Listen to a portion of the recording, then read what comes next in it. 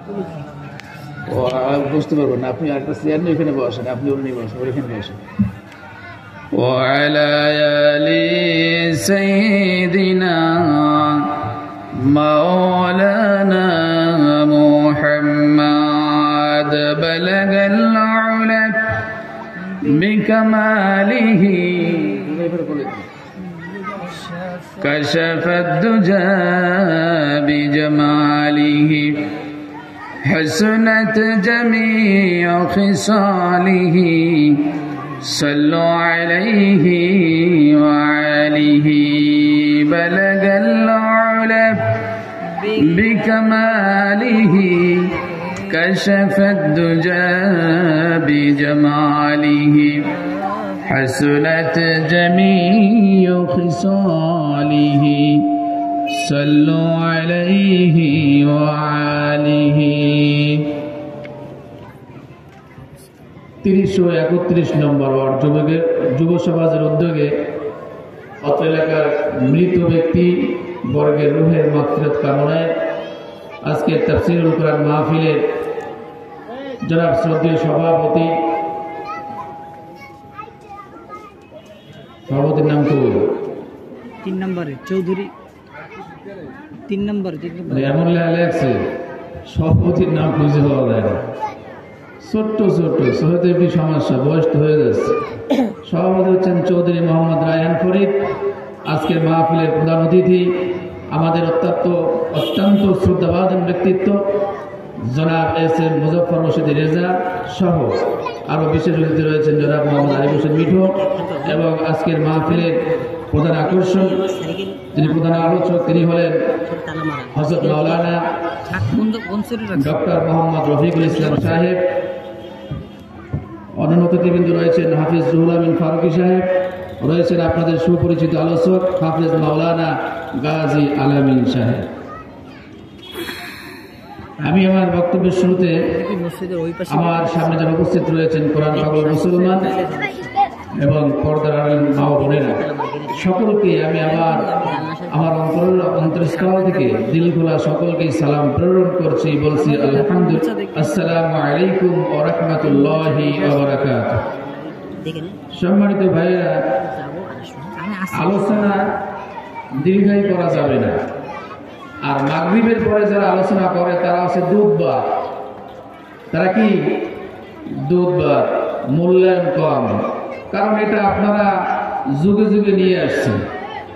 সেই আমার বাপদাদা আব্বাতাই বসাইবে দাদার আমল থেকে দেখে আসছি যে মাগরিবের পরে আলোচনা শোনা যাবে না, মাগরিবের লোক আসবেন কম, আর মাগরিবের পরে বক্তা সেট করে নরম বক্তা যা গরম করতে পারে না। এই জন্য মানুষ চিন্তা করে যে মাগরিবের পরে কে লোক বেশি আসে না।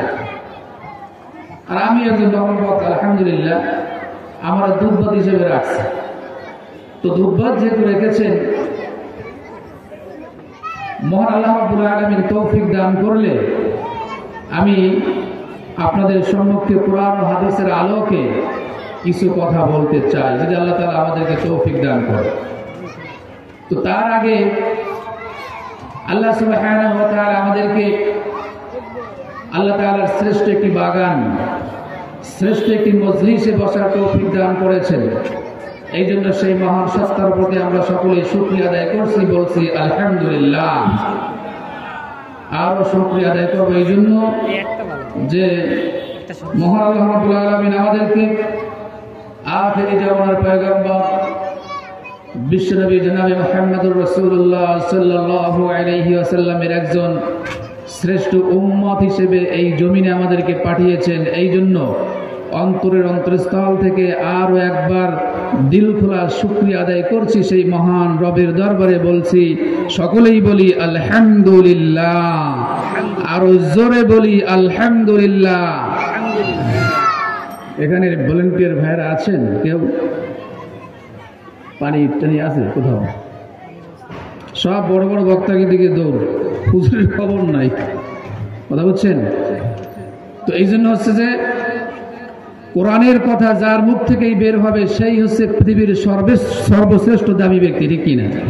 কোরআনের আমল যেই ব্যক্তি করবেন তিনি হচ্ছেন পৃথিবীর সর্বশ্রেষ্ঠ ব্যক্তি, এতে কোনো সন্দেহ আছে?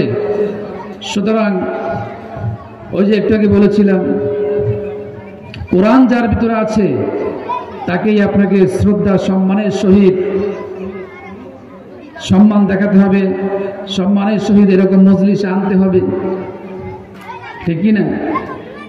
এখন শুধুমাত্র আমরা এই সমাজে বিভিন্ন রকম সিস্টেম চালু হয়ে গিয়েছে, বড় বক্তা, ছোট বক্তা, মেজো বক্তা আছে না নাই?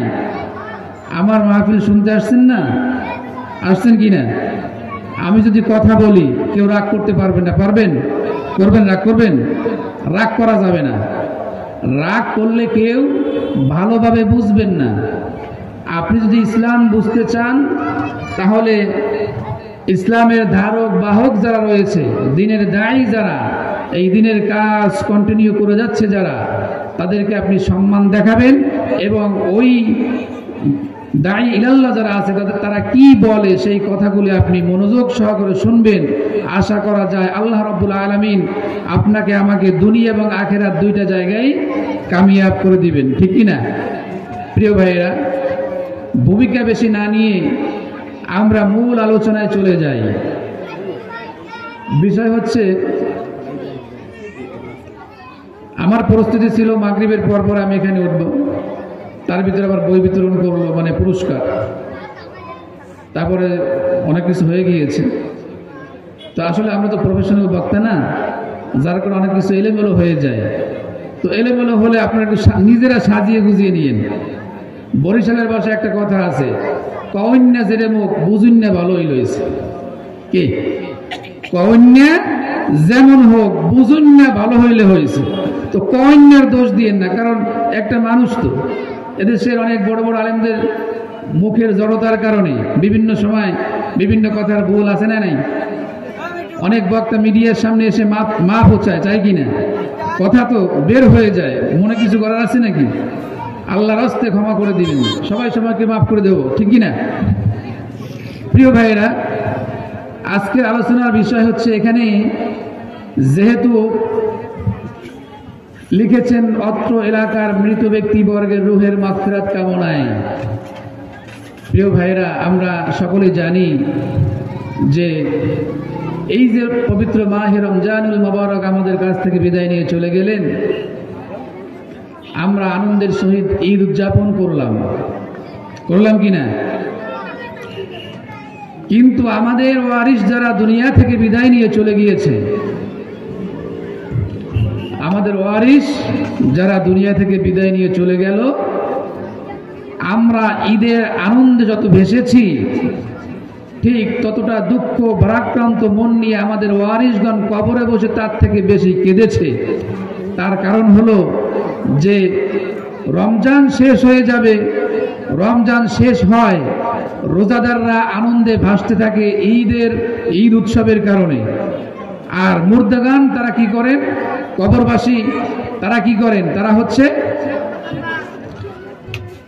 তারা আবার আযাবে গ্রেফতার হয়। এই ঠান্ডা পানি নাকি? না, ঠান্ডা পানি আমি খাই না, গরম পানি নিয়ে এসে অথবা নর্মাল পানি নিয়ে এসে। ঠান্ডা পানি খাইলে ধরা, এই যে ঠান্ডা গরম পড়ে না, তো বক্তা লাগছে তক্ত হয়ে যাবে, কি গলাতে কিছু বের হবে না। এমনি আমি অ্যালার্জি সমস্যা আছে, কোল্ড অ্যালার্জি। যাই হোক, তাহলে হচ্ছে যে আপনার প্রত্যেকটা মানুষ যারা কবরবাসী হয়ে গিয়েছেন, তারা কিন্তু মানে খুব অস্থিরতা প্রকাশ করেছেন যে আমাদেরকে আবার আযাবে গ্রেফতার করা হবে। এই যে ছেলে যারা ভলান্টিয়ার আছেন, ভাই এরকম বলে আলোচনা করব না, বাদ দিয়ে দিব, এরকম করলে আলোচনা হবে না, আলোচনা বাদ দিয়ে দেবো, আর কেউ হাঁটাহাঁটি করতে পারবেন না। 5 জন মানুষ থাকবেন, 5 জন বসবেন না, উঠে চলে যাবেন। 1 জন থাকবে, কোরআনের কথা 1 জন শুনবে, আমি বলবো ইনশাআল্লাহ। কোনো কথা বলা যাবে না, কারণ আমার অন্যদিকে খেয়াল গেলে কথা এলোমেলো হয়ে যায়। তো রমজান যেহেতু চলে গিয়েছে, রমজানে আমরা অনেক মুসলমান এখানে আছি যারা রমজানে আমরা ভালো কাজের প্র্যাকটিস করেছি, আছে না নাই? প্রিয় ভাইয়েরা আমার, এই যে রমজান চলে গেল, এই মাহে রমজানের ভিতরে সবাই আমরা সাধু সাজার চেষ্টা করেছি, ভালো হওয়ার চেষ্টা করেছি, আছি না নাই? জোরে বলেন আছি না নাই?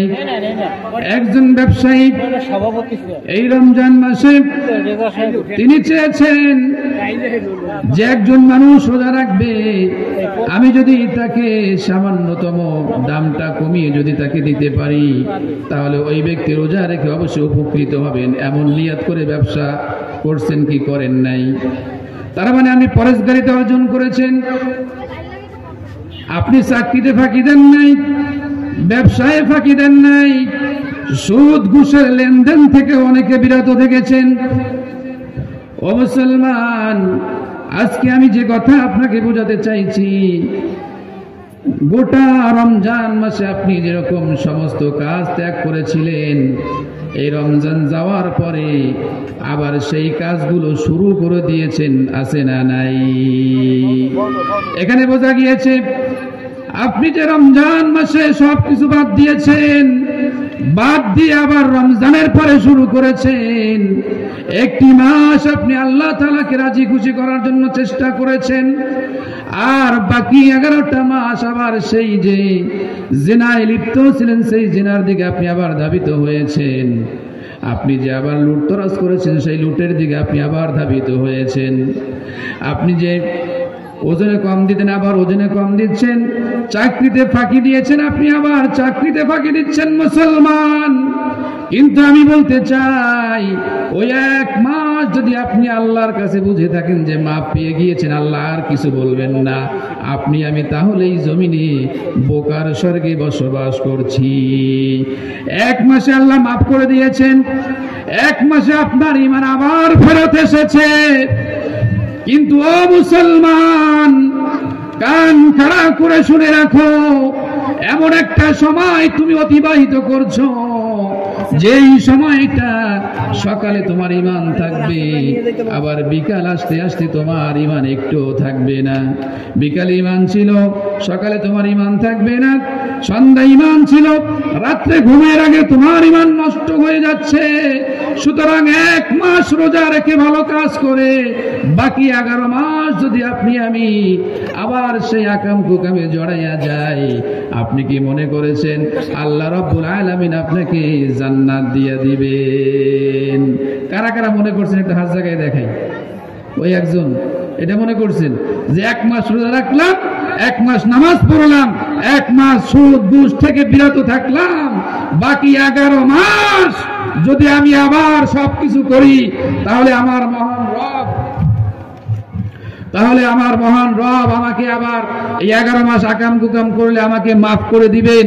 এই আশা যারা করছেন, আল্লাহর কসম ওই 1 মাস রোজা রেখে আপনার কোনো ফায়দা হয় নাই, 1 মাস নামাজ পড়ে আপনার কোনো ফায়দা